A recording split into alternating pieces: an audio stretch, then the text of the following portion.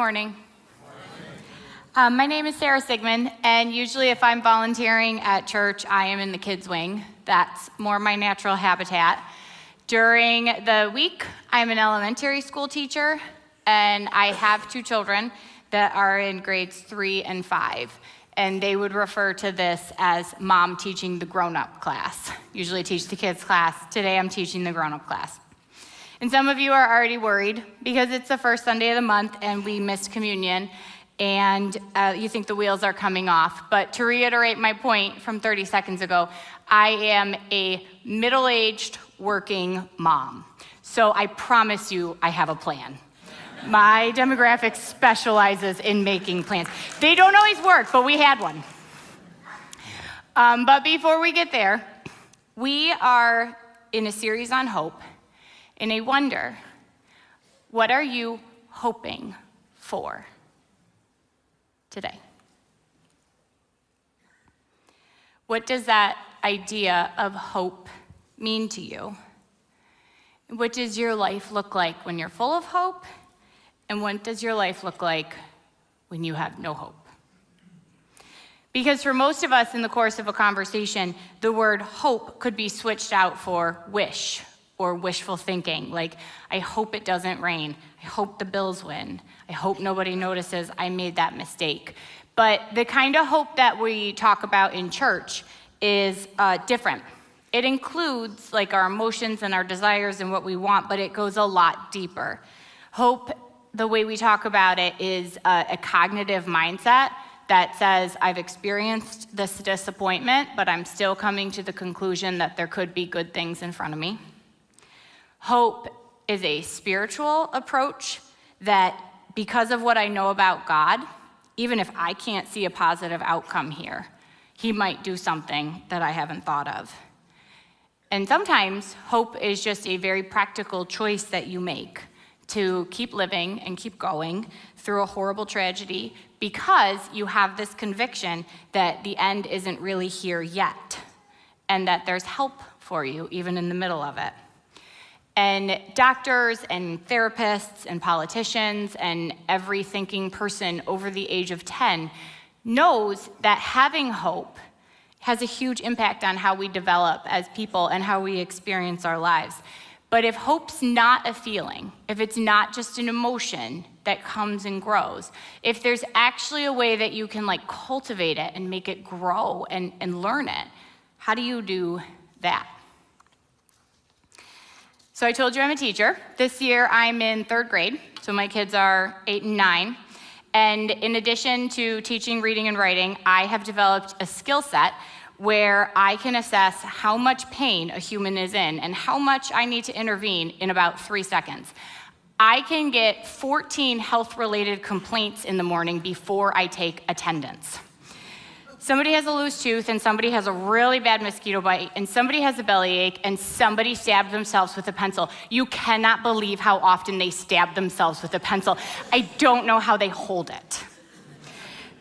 And I can hear it, and I've got like a scale in my head and throw it on there and figure out how I need to respond in 3 seconds, and usually it's get a drink of water and sit back down. You'll feel better if you do math. And I try to get the kids to a point where they can sort of self-assess how much they're suffering and how, if they need me. When I'm teaching reading groups, at the end of the day, there's a rule that you cannot interrupt Mrs. Sigmund's reading group for anything other than blood or puke. If it's not blood or puke, you need to solve your problem and wait for me to finish. And then we go over the word gushing. It needs to be gushing blood. If you can stop it with a Kleenex, do so. And I kind of have these little scales in my head of how I assess the crisis. And when our son has been to the emergency room quite a bit, we're one of those families that knows where to park. And when we will get there, the nurses or the doctors will ask him they'll say, on a scale of 1 to 10, how much does it hurt? They're trying to assess the level of pain he's in. And we kind of do that for ourselves. How much pain am I in, or how much is someone else experiencing? And some of those scales, like my classroom health and wellness and a doctor's office, 1 to 10, those are kind of subjective. But the Bible text that we're doing today involves the most painful evidence in human history that we are capable of terrible things: the institution of slavery. To be a slave, to experience that, is universally acknowledged as a crushing level of pain. It's like an 11 on the 1 to 10 scale. And for thousands of years, it's plagued all corners of the globe and taken away from people their freedom, their safety, their health, and their God-given potential. So the story that we're gonna start today is really, we're gonna stay with it for a while. It's helpful to think of it as like a saga, and this is episode 1. Story starts in ancient Egypt, which is great because that's one of the ancient cultures that most of us know the most about in terms of its geography and culture, and that can help us understand it. And it would be reasonable to think that the last group of people on earth that God would have allowed to experience the tragedy of slavery would be the people who followed him. But as we read today, that's not what happened. God's people suffer too. What we find out is that God's people are able to suffer with hope and experience God's love during their pain. We already know that we're living with pain, or that somebody we love a lot is living with pain. We need to remember that God hasn't abandoned us there, and that our lives still matter if we're going to relearn how to have hope. So this story starts with a family in ancient Egypt, in the book of Exodus, book 1, chapter 1. These are the names of the son of Israel, that is Jacob, who moved to Egypt with their father, each with his family: Reuben, Simeon, Levi, Judah, Issachar, Zebulun, Benjamin, Dan, Naphtali, Gad, and Asher. In all, Jacob had 70 descendants in Egypt, including Joseph, who was already there. In time, Joseph and all his brothers died, ending that entire generation. But their descendants, the Israelites, had many children and grandchildren. In fact, they multiplied so greatly that they became extremely powerful and filled the land. So I tell the kids in the kids' wing that it's helpful to think about the Bible not as one book, but like as an anthology. There's a lot of books inside of it. And book 1 is the book of Genesis, and that has the creation account and Noah and the flood. And then it's really the story of one family: Abraham, and then his children and their children. And they're a really interesting family, and they introduce this wild idea that God interacts with individual humans, and he cares about us, even when we make enormous mistakes. But we're in Exodus, which is book 2, and this book zooms out more. That family moved to Egypt because of a famine, and now generations have passed, and we're not really talking about a family, we're talking about a whole people group that follows God. The author is kind of setting up the opening scene of what's going to happen and making sure that the reader knows that that people group that came from Joseph's family is strong in the country of Egypt, and we're shifting from their family story to a national story. And the country is growing strong and healthy, and they're fulfilling their purpose that God gave humanity, and that makes what happens next even more surprising. Eventually, a new king came to power in Egypt who knew nothing about Joseph or what he had done. He said to his people, "Look, the people of Israel now outnumber us. They're stronger than we are. We must make a plan to keep them from growing even more. If we don't and war breaks out, they will join our enemies and fight against us. Then they will escape from the country." So the Egyptians made the Israelites their slaves. They appointed brutal slave drivers over them, hoping to wear them down with crushing labor. They forced them to build the cities of Pithom and Ramses as supply centers for the king. But the more the Egyptians oppressed them, the more the Israelites multiplied and spread, and the more alarmed the Egyptians became. So the Egyptians worked the people of Israel without mercy. They made their lives bitter, forcing them to mix mortar and make bricks and do all the work in the fields. They were ruthless in all their demands. If I could answer the question of why God allowed his people to be made slaves, or if I could answer the question of why God has allowed slavery anywhere on earth, then we would have rented out a much bigger space for this talk. I don't know. The agency and the choice that God gives us as people, that's a beautiful freedom that gets twisted and can become a cruel tool when, like Pharaoh, we're afraid of somebody or afraid of something. I don't know why God let this situation happen this way. The point of this conversation today is not me trying to answer an unanswerable question. It's looking at that injustice and tragedy, seeing those people in their pain with no good option, no path out, no reason to think it would get better. It's actually getting worse, and wonder, why on earth would they have hope? What reason would there be for them to believe that God loved them or might act for them? See, Bible stories are my favorite because that's where I get my information about what God is like and what humanity is like and where those things overlap. And from the story we read today, I see that being people of faith in God did not exempt the Israelites from terrible evil and suffering. Somehow, God allowed this to happen to them, but he didn't abandon them. And then I take that and I overlay it with my personal suffering and my personal pain. And then I can see that my suffering is not evidence that God doesn't love me or that he doesn't see me. It's evidence of evil and tragedy on earth. People who have faith in God suffer too. He doesn't ignore or abandon the Israelites in their pain, and he's not leaving me either. And once I understand that, it's step one for me to learn how to hope again, that something could change. So the story keeps going. This is my favorite part. Then Pharaoh, the king of Egypt, gave this order to the Hebrew midwives, Shiphrah and Puah. When you help the Hebrew women as they give birth, watch as they deliver. If the baby is a boy, kill him. If it's a girl, let her live. But because the midwives feared God, they refused to obey the king's orders, and they allowed the boys to live too. So the king of Egypt called for the midwives. "Why have you done this?" he demanded. "Why have you allowed the boys to live?" "The Hebrew women are not like the Egyptian women," the midwives replied. "They're more vigorous. They have their babies so quickly, we cannot get there in time." So God was good to the midwives, and the Israelites continued to multiply, growing more and more powerful. And because the midwives feared God, he gave them families of their own. Then Pharaoh gave this order to all his people: "Throw every newborn Hebrew boy into the Nile River, but you may let the girls live."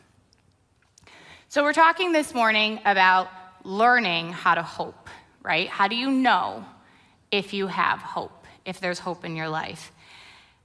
I think the evidence that you are living with hope is not how you feel.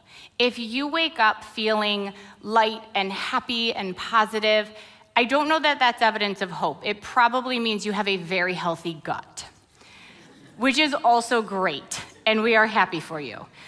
But that's not what we're talking about. The evidence of you having real spiritual hope isn't how you feel. It's what you do. It's that you're refusing to give up, living and chasing your faith and having purpose. The author in this story doesn't tell us what the midwives felt. He told us what they did, and their actions showed that they still had hope. And if that's where you are, like if you're still trying, but you're tired and you're discouraged, I wanted to encourage you that that doesn't mean you've lost your hope.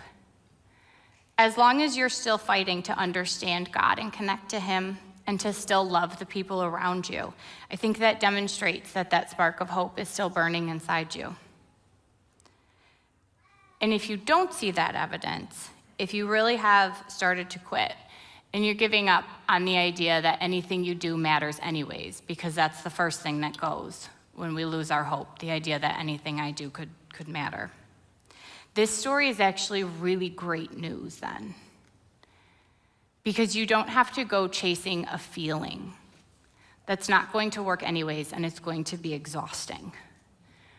But you can make a step to choose to walk back onto the path where you follow God and love the world around you, because that's a choice you can make, and you can relearn how to live with hope. Hope is not a feeling. It's a path that you choose because of what you believe. Those poor midwives, if you think about what actually happened to them, they had this front row seat to an absolutely unthinkable evil, right? They're called in by a new mother and a family, trusted to do everything they can to safely bring this baby into the world. And they're supposed to betray the trust of that family and betray their own humanity and kill a newborn baby. That is the worst thing I have ever heard. It's also interesting to see that when the author tells this story, he never names Pharaoh. He refers to him by his role. He was the Pharaoh, that was his job. But the oppressed, enslaved women, for thousands of years, people have read and remembered their names. Their hope and their courage made them more inspiring and more important in that story than the man who was leading the most powerful empire on earth. So what makes a person brave enough to lie to the most powerful man on earth and to defy that direct order and to save a life? Because that would be real hope. The author actually tells it twice. He says that they feared God. We don't use that phrasing a lot, but that they feared God means that they had a strong faith in God. They were committed to following God in their life choices. They recognized the be-all and end-all authority of God over the earth authority of Pharaoh that they could see. And that motivated them to make that choice to rescue those babies based on what they believed was true about God, that God was still good despite their suffering, and that what they did still mattered. Faith in God is what gives me hope. Choosing that hope makes me brave. So when I started teaching 400 years ago, I started in 6th grade. And the 6th grade social studies curriculum back then was global history. And so for 12 and 13-year-olds, it was their first time at school learning some really horrible topics like the world wars and the slave trade and the Holocaust. And it was hard as a really young teacher to teach those topics in a way that was developmentally appropriate for those kids. And there was this visual we used to come back to through the years, throughout the school year. And I would say in my living room, my big windows, nice lights, when I light a candle, I'm doing it as a decoration. But if you can imagine a dark room, like a very, very dark room, so dark you can't see your hand, if someone lit a candle there, it would have been a lifeline.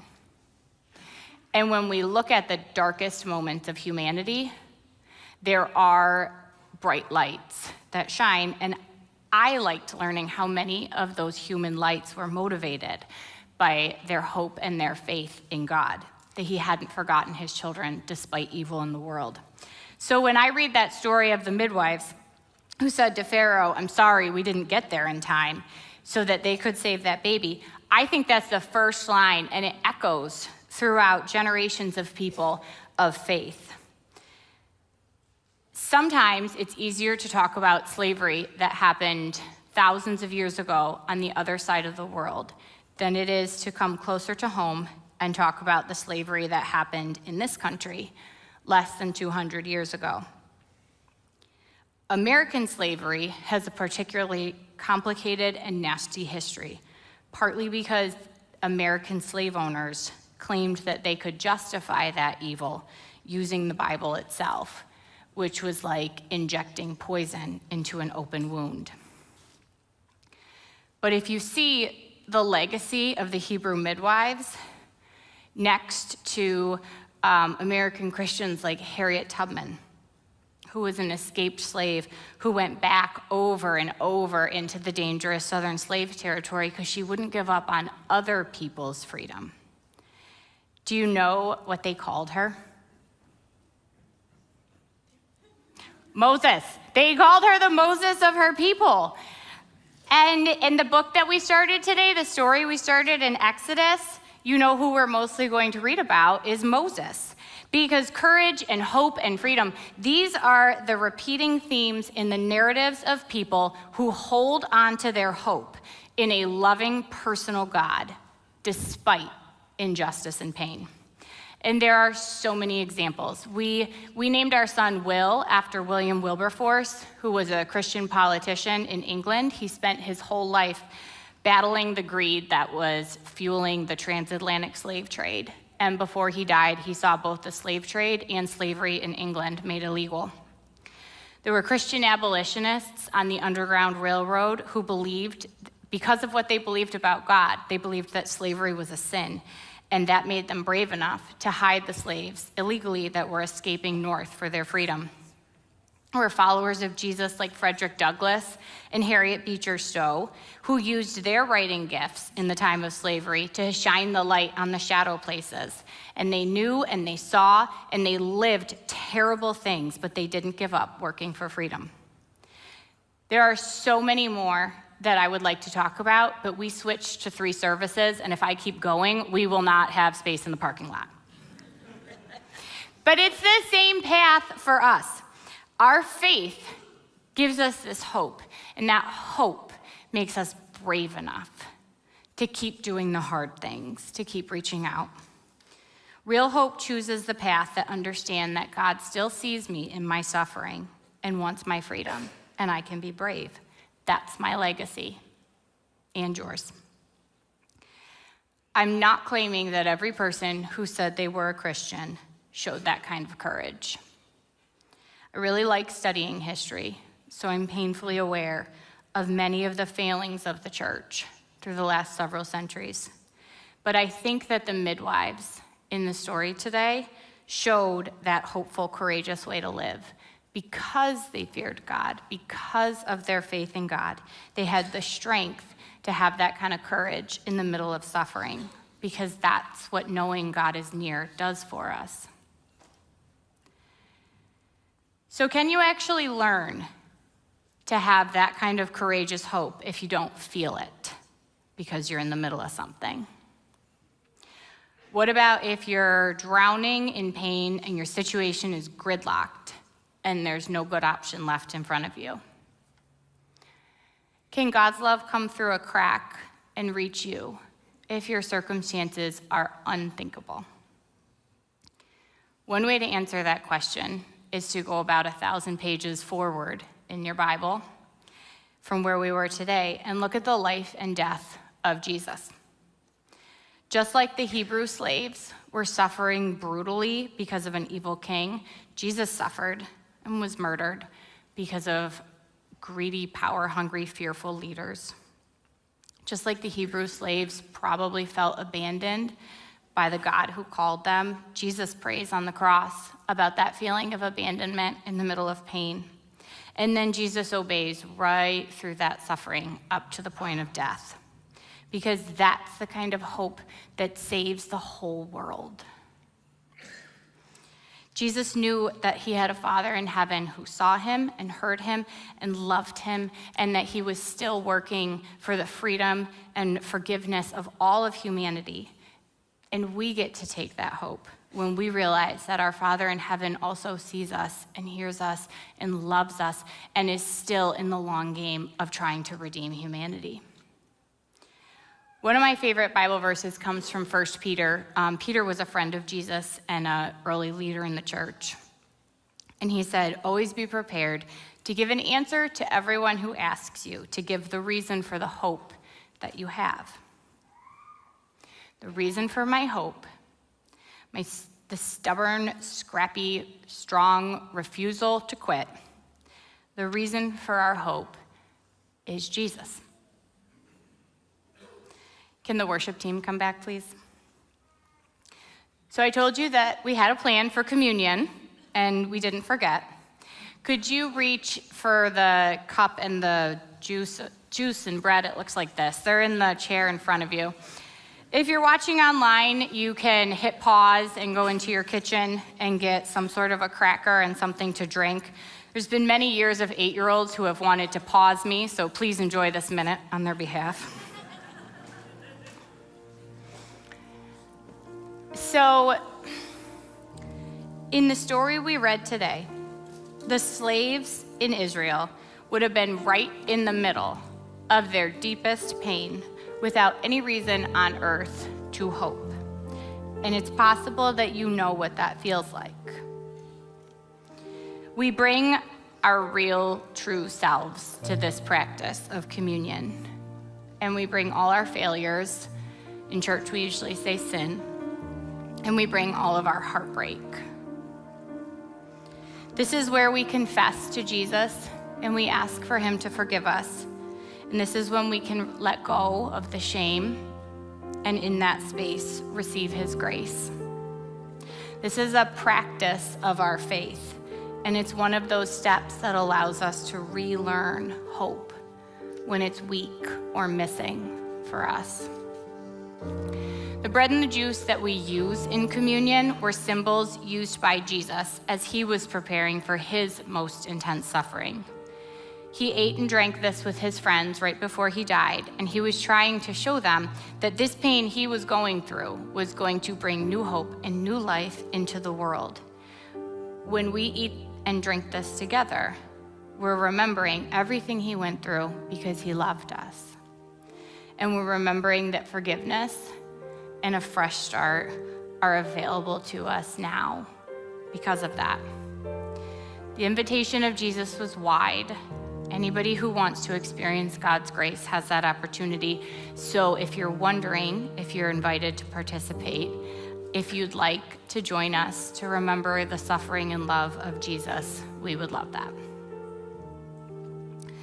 From Mark 14:22, and as they were eating, he took bread, and after blessing it, broke it and gave it to them, and said, "Take, this is my body. Let's eat the bread and remember."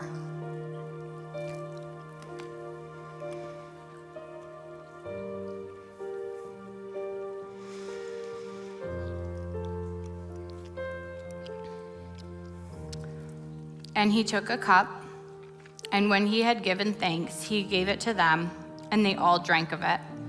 And he said to them, "This is my blood of the covenant, which is poured out for many. Let's drink the juice and remember."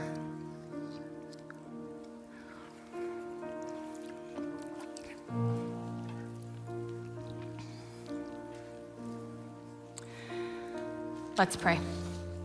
This is adapted from a prayer called "For When Hope Seems Lost." We cry, "God help me. I can't break out of this, so please break in. Cut through the walls of this hard prison and flood it with the light of your presence. Make prayer as natural as breathing, to release to you all that I know and think and feel, and inhale deeply some of your goodness and strength. Blessed are we when we realize that you never leave. You insisted on breathing life and hope and truth into my lungs, filling everything until the pain dissolves and I'm free to move in faith again. Blessed are we who have a glimmer of certainty that in the dark expanse, as sure as day follows night, hope returns. Amen.